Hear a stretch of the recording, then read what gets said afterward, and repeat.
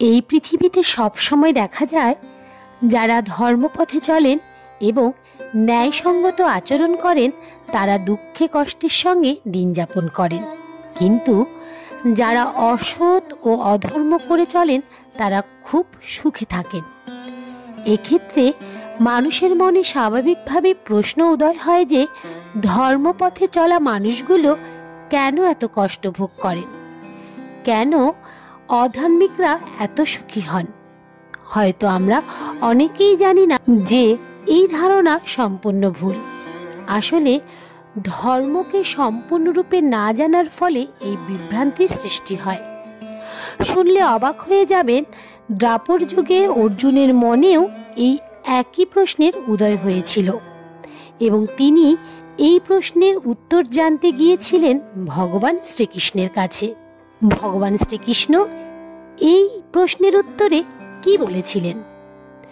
নমস্কার, ঈশ্বরতত্ত্ব চ্যানেলে আপনাদের সবাইকে স্বাগত। আমি দীপান্বিতা শুরু করছি আজকের এই ভিডিও। আজকের এই ভিডিও থেকে আমরা জানব ভগবান শ্রীকৃষ্ণ অর্জুনকে মানুষের দুঃখ কষ্ট নিয়ে কি বলেছিলেন। সম্পূর্ণ ভিডিওটি মনোযোগ সহকারে শোনার অনুরোধ রইল। আশা করছি ভিডিওটি আপনাদের সমৃদ্ধ করবে। তাহলে চলুন যাওয়া যাক মূল আলোচনায়। ধর্মকর্মে নিযুক্ত ব্যক্তিরা সবসময় দুঃখ কষ্টে ভরা জীবনযাপন করেন, আর যারা অধর্ম করেন, হিংসা করেন, পাপ করেন তারা সবসময় সুখী হন। এমনটাই আমরা বাস্তবে সব জায়গায় দেখতে পাই। এরকম একটা ধারণার বশবর্তী হয়ে অর্জুনও একবার ভগবান শ্রীকৃষ্ণকে বলেছিলেন।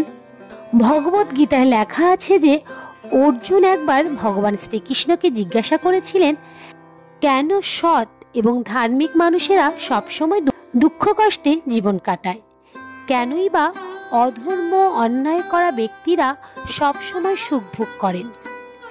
এই প্রশ্নের উত্তরে ভগবান শ্রীকৃষ্ণ অর্জুনকে বলেন, অর্জুন, তুমি যা ভাবছ তা সত্য নয়। এই পৃথিবীতে প্রত্যেকটা মানুষ তার নিজের নিজের কর্ম অনুসারেই কর্মফল ভোগ করেন। যে ব্যক্তি ভালো কর্ম করে তার ভালো হয়, আর যে ব্যক্তি খারাপ কাজ করে তার সবসময় খারাপই হয়। এ কথা শুনে অর্জুন অবাক হয়ে যান। অর্জুনকে বোঝানোর জন্য ভগবান তখন একটি কাহিনী বলেন। ভগবান শ্রীকৃষ্ণ অর্জুনকে বলেন, এক গ্রামে এক ব্যবসায়ী বাস করতেন। সে খুব সততার সাথে জীবনযাপন করতেন এবং প্রতিদিন মন্দিরে যেতেন ও ধর্ম, কর্ম, দান, ধ্যান করে নিজের দিন কাটাতেন। সেই গ্রামে আরও একজন ব্যক্তি ছিলেন। তিনিও প্রতিদিন মন্দিরে তো যেতেন, কিন্তু মন্দিরের যাওয়ার পিছনে উদ্দেশ্য ছিল অসৎ।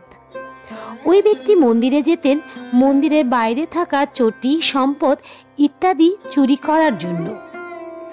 এভাবে দুজন ব্যক্তি দুরকমভাবে জীবন কাটাতে থাকে। একদিন রাত্রে প্রচণ্ড ঝড় বৃষ্টি হচ্ছিল। সেদিন ওই গ্রামের মন্দিরে পুরোহিত থাকা ছাড়া আর কারো থাকার ক্ষমতা ছিল না।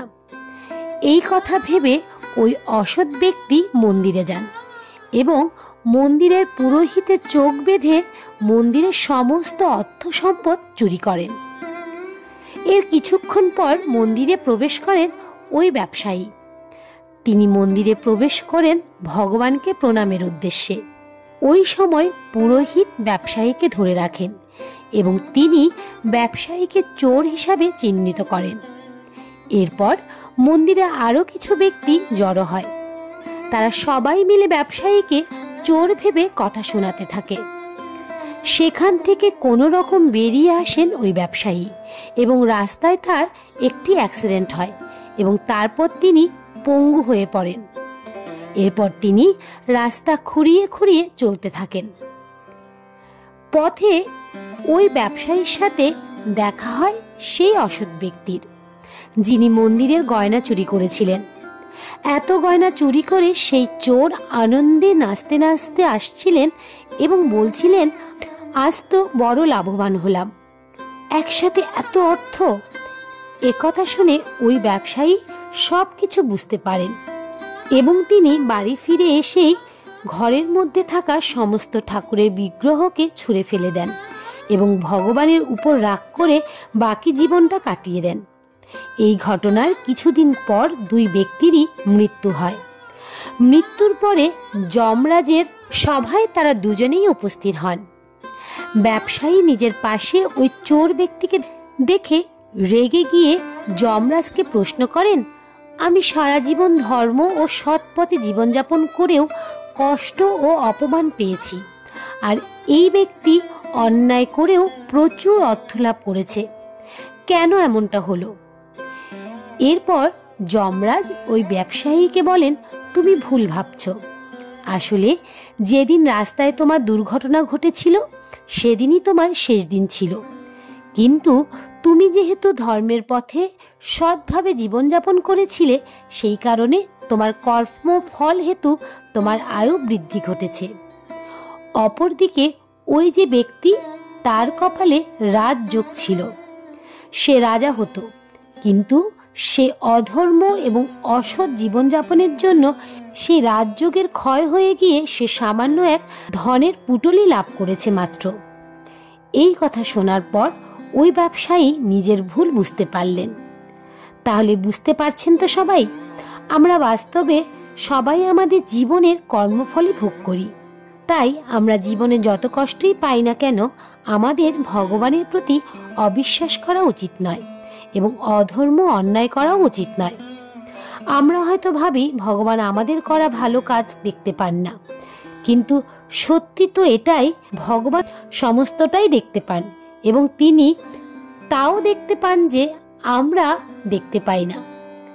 তিনি কর্মফল অনুসারেই আমাদেরকে সমস্ত বস্তু প্রদান করে থাকেন, কিন্তু আমরা সত্যকে উপলব্ধি না করেই ভগবানকেই ভুল বুঝি, ওই গল্পের ব্যবসায়ীর মতো।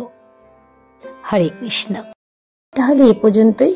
ভিডিওটি যদি আপনাদের ভালো লেগে থাকে তবে অবশ্যই একটি লাইক করবেন এবং কমেন্টে রাধা মাধবের জয়গান করতে ভুলবেন না যেন। এ ধরনের ধর্মীয় ভিডিও পেতে এবং নিয়মিত গীতা পাঠ শুনতে চ্যানেলটিকে অবশ্যই সাবস্ক্রাইব করবেন। দেখা হচ্ছে অন্য আরেকটি ভিডিওতে। ততক্ষণ পর্যন্ত আপনারা ভালো থাকবেন, সুস্থ থাকবেন। হরে কৃষ্ণ কৃষ্ণ কৃষ্ণ হরে হরে, হরে রাম রাম রাম হরে হরে।